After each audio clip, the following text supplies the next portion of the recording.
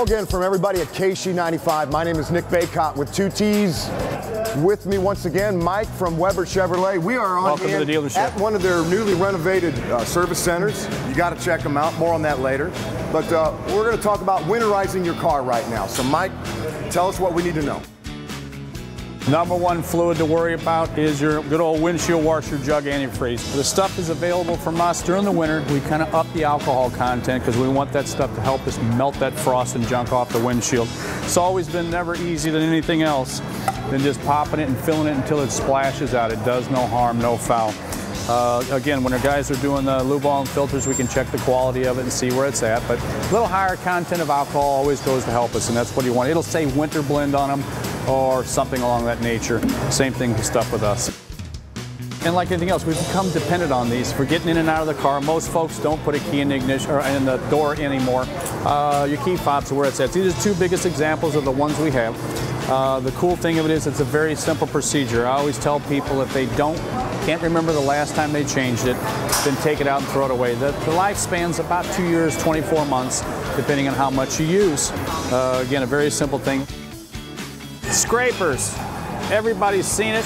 Everybody's been next to a guy who's digging away at this thing and busting to pieces.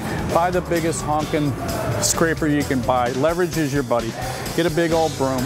Common sense. I know it's a silly thing, but it's not. Little rock chips can develop that you won't see, and if you come into it at 45 degrees and you're putting some force in it, the windshield can smash. Glass has never been thinner. We've got a layer of glass, a little bit of plastic, and more glass, and it is very, very susceptible to things like this, so use good old common sense. One of the biggest things that we run into is refreeze. Regardless how new your car is, how old your car is, the weather strip that seals the door to the car, keeps wind and junk out, ages. Silicone sprays your buddy in the middle of the winter.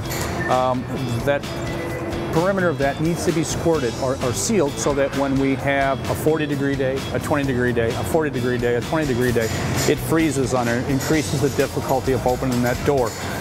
Don't spray it directly on the weather strip because it gets all over the thing, just goes, it's horrible to clean off.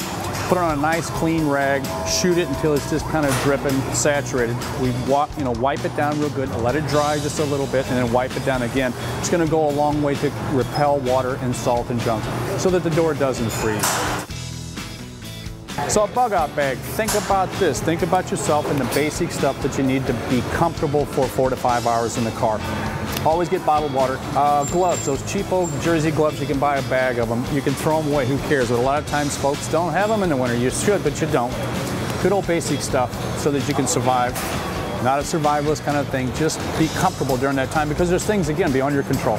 Just be prepared. Be aware. Have your car in tip-top shape. Stay with the car. And I've seen people get stranded in the wintertime without the proper clothing. You know, they didn't bring a coat with them because, oh, they're just going to be in the car. Right. You know, they won't have to get out of the car. Well, they didn't anticipate the car breaking down. So dress right, you'll thank me later. Bring it in. I got some good sharp guys. We can go over these things, make sure you got good safe travel. That's what we're here to do. Thank you, Mike. Fair enough. Good seeing you again. One more thing before we go. Another reminder about the Weber Chevrolet smartphone app. With a couple of clicks on a couple of buttons, you're in like Flint. You get your appointment scheduled, and you're safe, and you got a lot of peace of mind.